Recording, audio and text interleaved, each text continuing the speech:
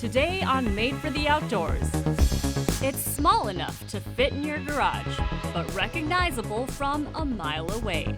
It's the little egg that could, and has a fan base unlike almost anything else on the road. I feel like it's so cute. I just want to give it a big hug. Look how adorable it is. People are passionate about outdoor equipment. Get this, Americans spend $30 billion a year on gear. But no one ever really sees how their stuff gets made. That's where we come in. Made for the Outdoors. Made for the Outdoors is presented by Warner's Dock.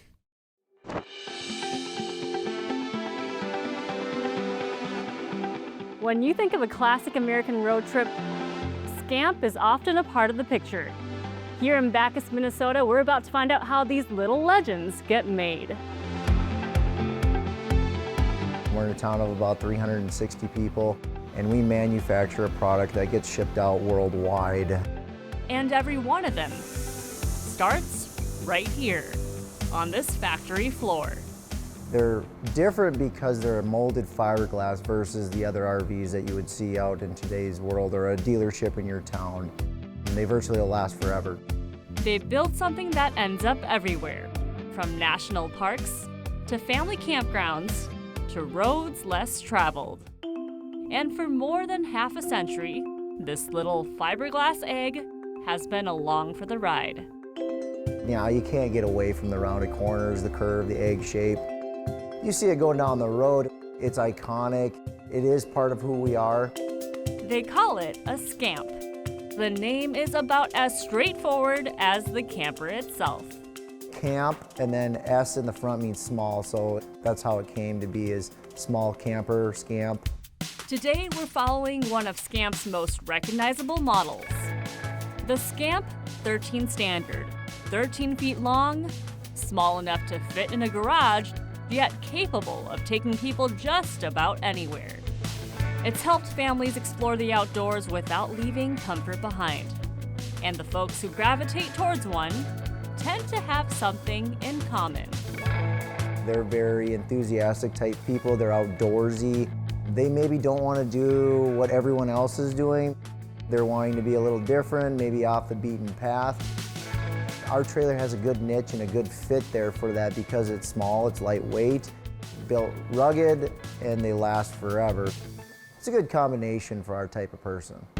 They're not necessarily looking for the biggest camper, just one that can take them somewhere new. It is a lot of fun, you know, just being outdoors, going to visit this lake or this campground or whatnot. 3 generations have helped build the company. My grandfather started it in '71. My father ran it after him, and then now I am the 3rd generation owner.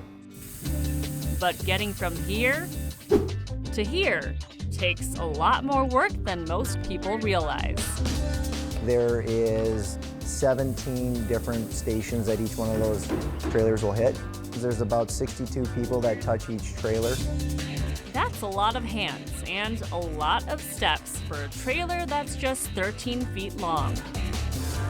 Just with the 13 alone, there's 9 different models. Inside of that, there's 27 different options. There's quite a bit that goes into each one of these units. It starts in the glass shop, then to our frame shop, and we'll install our exterior shell, bottom and top. Then it'll move on to wiring, to insulating. It'll make its way down to cabinetry. If it has a bathroom, it'll go to the bathroom station. You'll get your appliances. There's a lot more going on inside these curved walls than most people realize. And when we come back, we'll follow a Scamp 13 through every step of the journey. You're watching Made for the Outdoors.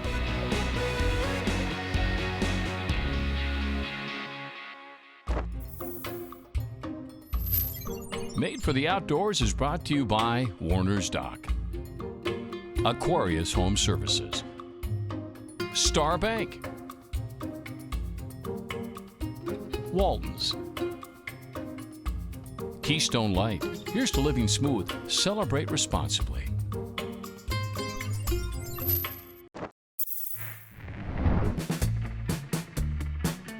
Welcome back to Made for the Outdoors. Back in Backus. This doesn't look much like a camper. Yet. Before the campsites, before the campfires, before the first mile gets towed, there's this. A lot of the curved parts, that's pretty complex 3D surfacing. That's where I come in. I'm a mechanical engineer. The shape may look simple, but the engineering isn't. I design the parts and design the molds. Our Scamp 13 first takes shape on a computer screen. The next step takes shape right here. Here at Scamp, they make every single mold. So right here, this is the wheel well. You can kind of see where the wheel would fit. And then it's gonna get a gel coat in this big room right here where it's all white. Walk over here and behind these doors, that's where they lay the fiberglass down.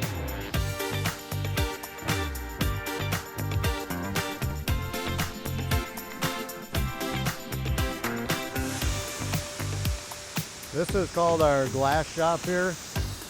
The reason why we call it glass is basically because of its fiberglass. The glass is chopped at 1-inch pieces and it lands on top of that spray. When it throws it at the mold, it's going in a million different directions, and that's what gives it its strength. The shape gets the attention, but the strength is why so many of these campers are still around. And this is the resin part of it. So the resin and everything is meeting at the end of the gun. The whole trailer starts out with a box of twine like this and a barrel of resin. A box of glass, a barrel of resin, not much to look at until you know what it becomes. Fiberglass is really strong. You could take a hammer and hit it like this, and it's gonna pretty much bounce right off of that fiberglass. So if you try to take one of these fiberglass strands, it's actually very hard to rip apart, and I hurt my finger trying to do it. So, very strong. That toughness is part of the reason these campers stick around, long after other campers have called it quits. Our roof structure is the shell of our trailer. From a water intrusion issue, from a longevity issue, our trailers tend to hold the test of time better. But building a Scamp isn't just about what goes into the mold, it's about timing. That's why they have the 3 guys going on this. Because of the 2% catalyst, they have a certain amount of time that they have to get those layers rolled down. Once the clock starts, everybody moves. Because fiberglass doesn't wait. Once the fiberglass sets, the jostling begins. It takes a little coaxing, but eventually, the Scamp shell we all know and love emerges from the mold. Then, it's time to cut some windows because you gotta have a view.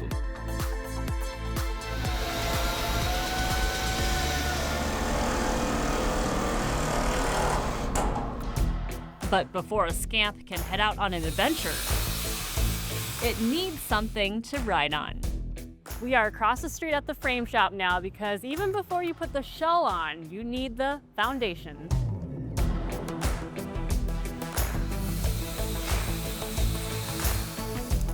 If the shell is what people recognize, this is what makes it a trailer. It's not the part most people notice, but it's the part carrying everything else. We flip the trailer and attach the bottom of the egg. When we come back, the inner workings move in. The top meets the bottom, and somewhere along the way, a camper appears.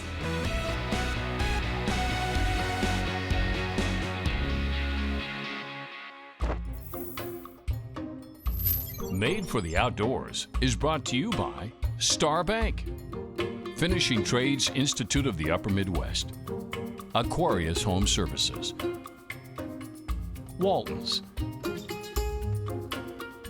Warner's Dock.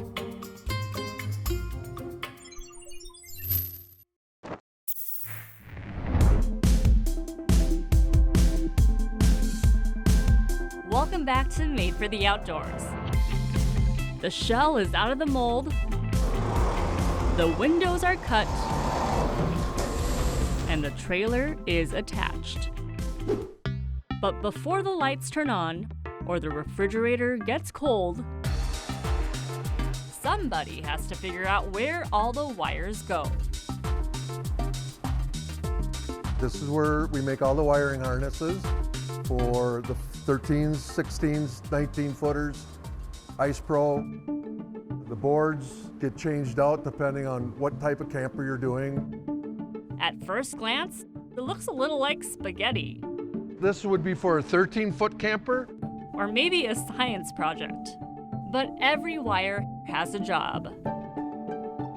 So it's just a process of determining what camper you're gonna make the wire harness for, get the right boards, and then just start pulling the appropriate wires where they need to all go. Gets kind of confusing at first, but once you get it down, it's like anything, repetitions. And here it is, you guys. That bundle of wire, this is where it's at. It looks crazy, it looks a little chaotic, but they've got a system here in place. Most of this will eventually disappear behind walls and floors. Then comes one of the biggest moments in the build. The top meets the bottom. Once they come together and the shell goes on the top of the frame, that's that first grouping where they're actually going to go through and fiberglass everything together to make sure it's a watertight seal between the top and the bottom halves. It's also going to turn around and give you basically your overall structure. The egg is finally whole. But before the walls go up, And then it goes into plumbing, so they're going to run our water lines, tile our electrical down to the floor, basically get everything prepped for cabinetry. sinks, toilets, showers, and yes, even the holding tanks. And with the wiring and plumbing in place, the inside of the Scamp can start coming together.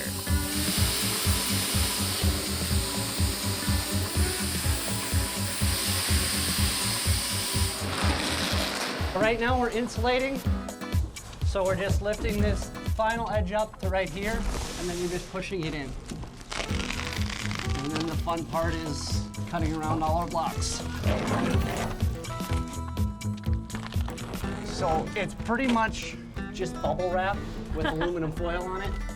And the aluminum foil reflects the heat back in the direction it's pointed towards. Glorified bubble wrap. Not exactly the most technical term, but it helps keep campers comfortable, whether it's hot or cold outside. Then comes one of Scamp's most recognizable features, those carpet-lined walls. Now the pieces people actually use start moving in. The cabinets, the dinette, the appliances, the things that turn a trailer into a home away from home. Your kitchen appliances are going in, outlets go into that location, your stove tops go into that location, a lot of your cabinet doors, cabinetry goes into that station. We will go ahead and put our flooring down in the trailers. We'll turn around and put our entry door on the trailer, screen doors, things like that. And what was once just a shell looks eager for adventure. When we come back, we'll put the finishing touches on the Scamp 13 and find out if it's ready for the road. Made for the Outdoors is brought to you by Star Bank, Keystone Light. Here's to living smooth. Celebrate responsibly. Totem Resorts, the premier destination for world-class fishing.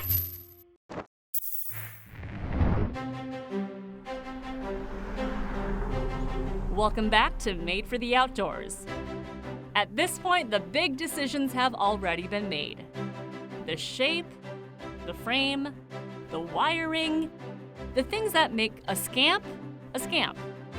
Now it's the little things, The details most people will never notice unless they're missing. First, I got the 400 and the decal spray, so when I put the stickers on, I can move it a little bit before it sticks. I usually wipe it all down. Looks pretty good. So you spray it just to give it some movement? Yep, so I can adjust it before it actually sticks. You got the squeegee to squish all the bubbles out of there.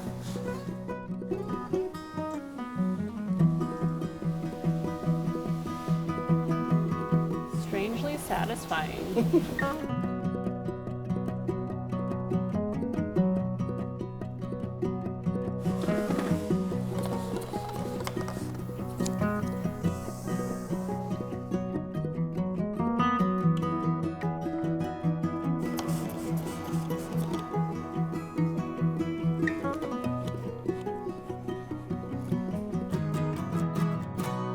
It says made in Minnesota. Must be good if it's made in Minnesota. Now, this Scamp 13 looks finished. But before it leaves the factory, it has one more test to pass.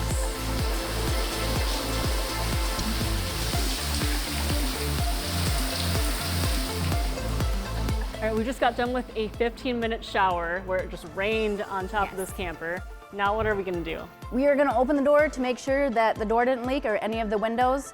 And like if they have ACs or fans, we're gonna check all the fabric. We're just gonna look over the whole inside of the trailer. All right, let's take a look.